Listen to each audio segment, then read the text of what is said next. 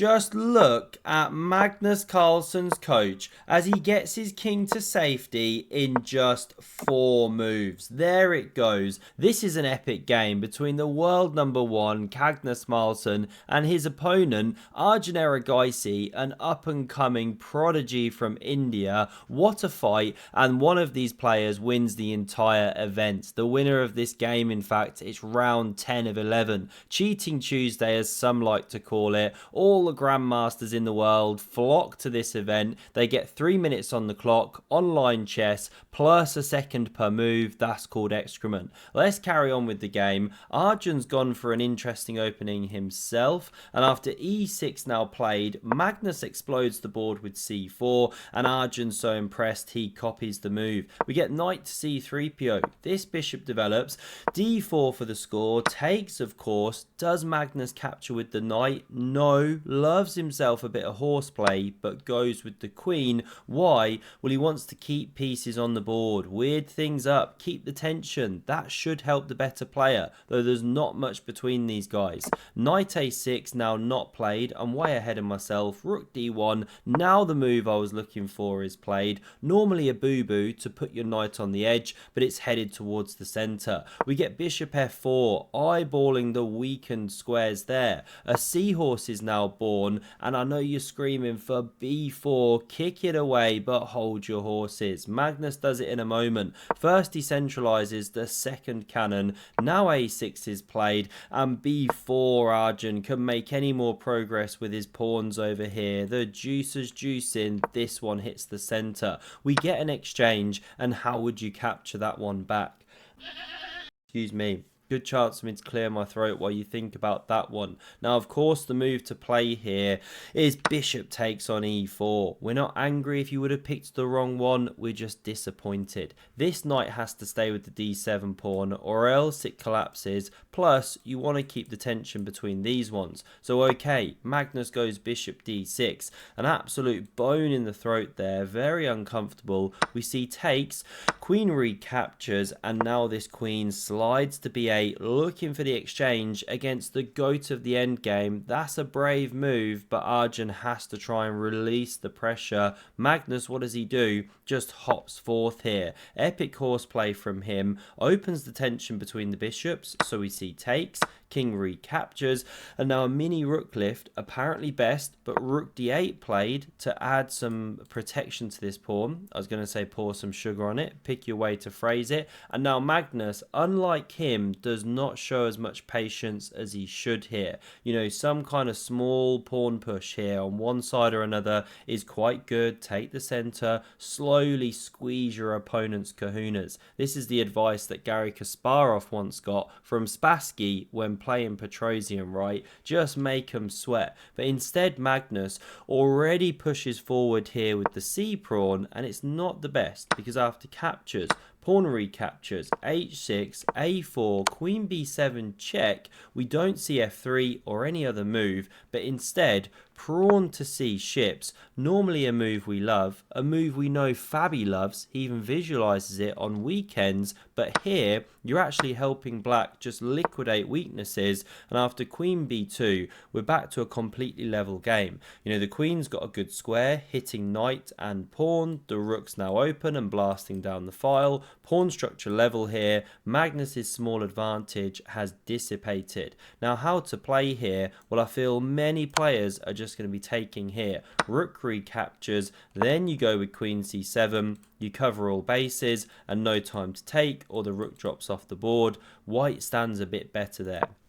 But what Magnus does here is go queen c7 immediately, and it's what he's very, very good at. Keeping pieces on the board, weirding it up a little bit, trying to make the opponent go wrong. Now, there's a threat to take on f7 with check, supported by the knight. You could simply defend. It's a bit passive, but it's playable. White stands a bit better, etc. However, instead, we see rook takes on d1, and the game goes absolutely mental here. Because what do we see Magnus play in response? Recapture the rook. No siree. He takes here with check, The king goes to h7, given the question mark, but that's insane. Both moves were considered the same when you run it with the all-powerful metal overlord, and now he doesn't recapture this rook, or else the knight drops completely undefended, right? Black is an entire knight ahead. So what's Magnus up to? Well, it's one of those moments, in for a penny, in for a pound, or however you say it all over the world. You have to go to this rank here and go for the kebab action, because now you're threatening mate in 1. No time to take the knight, no time to do any funky business with the rook. You are, though, an entire rook ahead, so white has to tread so carefully here not to be busted. Now, what happens if you block the checkmate like this? Well, bang, bang, bang. There's a common mating pattern using the power of knight and queen, so that one's no good. Therefore, knight e8 is the best move to cover that checkmating square, but Magnus can now land this whirlwind of checks. The king comes here. He has a perpetual on tap if he wants it, but of course he wants to push for more here with the attacking forces. He lands another check. The king steps back, and now the best way to go here when I'm clicking down a few lines is queen e6 check, the king goes, and then rook f7. And the idea is that you're now threatening, let's make a random move, pawn to a5. Well, queen f5 check, the king goes, and the rook is able to shut the trap.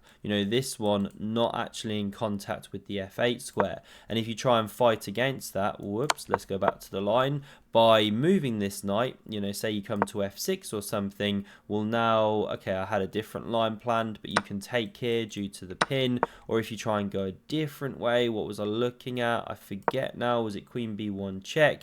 Then knight d3 can block, by the way. This is a very key motif to give the queen access to this square. But long story short, if you ever move this knight to try and open the rook to defend the back rank, then it leaves the protection of g7, and very often there's these mating patterns then on the g7 square. These are the problems that just persist in this position. If Magnus had found this, fine, we get back to the game here, away from that rabbit hole, not my finest hour, because Magnus instead plays rook e7, and you can see it's a mistake.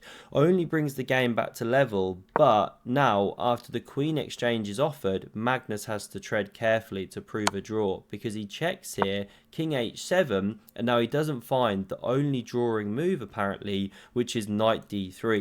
The critical idea I mentioned, because you block that queen's access to f5, so these checks can then persist and it can lead to some drawing lines. But we'll stick with the game. We see knight d7 from Magnus. Of course, he's looking for this epic rotation into one of these squares. Monster check, surely black will get killed there, but Magnus has missed the move. What does Arjun do? He goes bang, gives back some material, of course, given the double question mark, and that is painful for Magnus. It's almost as bad as a rib shot from Hans Nunchuck Niemann. Very few grandmasters can stand up to that. And after Magnus recaptures, this is a great moment. Arjun's so proud of capturing that monster pony. He even presents it to the audience at that moment in time. Standing ovation for him. It's incredible scenes. We see this check now played, and this must be the most Magnus move ever. I mean, everyone and his dog, guys like Ali Reza, they're not taking the queens off the board. It's your last source of counterplay. You go king h3 or something, right? And then apparently queen e5, best move. But Magnus plays queen f3. Of course, Gary the goat starts bleating away because Magnus headed for the queenless endgame, but very few people know this. Gary went insane about 3 years ago. We cannot trust his bleats. This is just bad. The knight re-enters, rook d6 played, the queens leave the board, Magnus doesn't even recapture with the king, most sensible looking move. He goes with the pawns. Yes, we love the double Fs, but the problem here is that you've mangled your structure. Yes, it weirds things up, but wow, good luck drumming up counter chances now. Magnus goes with g4 for the score, king g8, king g3, king f7, and h4. This one marches in, rook sidelines itself, and the knight hits it. Apparently staying on the 6th is best to keep the king cut, but it comes back here, king d6, rook b7 hits the knight, this one enters, lots more moves now, slow improvement. Magnus pins that one, but is it pin and win? I'm not so sure. sure the rook's on the way to b4, but hang on a minute, because there's a trio of pawns now running on the king side, and Magnus, as he so often does, drums up counterplay. This guy is insane. Look at the pawns running here. King d5 centralizes, f3. Now the rook pins that one, but Magnus marches in with the monarch here. Rook a4 check, king h5. He's making huge progress. Don't tell me. Rook f4 sets up what we call in the business a rook burger. Very delicious, and it's crunch time. Magnus needs to prove himself here. What does he do to try and go for the play? He pushes forward with f6, and the idea is, after captures, he glides past that one like a ship in the night. Gary the g-pawn on its way to becoming a baby girl. You have to fight against it. So knight e6 hops back, covers this all important square. We see rook a1 going after the sidelined pawn. This one drops off the board. An exchange of prisoners. Lots of checks now as Magnus gives that king the runabout. I was about to say Gary. The name's on the mind, although they are a dying breed. If you know a Gary, give him a hug. There aren't many left. We now see the rook hit the f6 pawn, and the key thing here that you've got to be careful of is don't swap pawns or you're in a theoretical rook endgame. And first of all, don't get mated. Rook h1 about to shut the trap on the king. So Magnus steps back to h5. We still get the check. King g4, another check. Magnus runs to the f-file, looking to gobble soon. Mushrooms. And again, we don't see takes. This is a theoretical draw. Instead, another check played, and where to go. How do you actually stay with the pawn? You know, you can't come to either of these squares, so Magnus has to step this way, and there's a problem. This pawn now drops from the board. This one's defended. You could attack it, but so what? You could defend. Actually, that's not the best move. That leads to a draw. Never listen to epic cheese. Knight e5 probably better. Form the barrier. You're even threatening mate now. It's completely dead and buried. So this was the final position. Okay, let's do the procedure. Block. This is first what I do. And Arjun Erigaisi wins the tournament. The only game he lost was to Hikaru. Maybe it's his first ever Titled Tuesday. Not sure. He's not had many, if any. Hope you enjoyed. Smash subscribe if you did to never miss a future video. And have a look at the video on screen for another epic game of cheese. Thanks very much for watching, and see you soon. Cheers.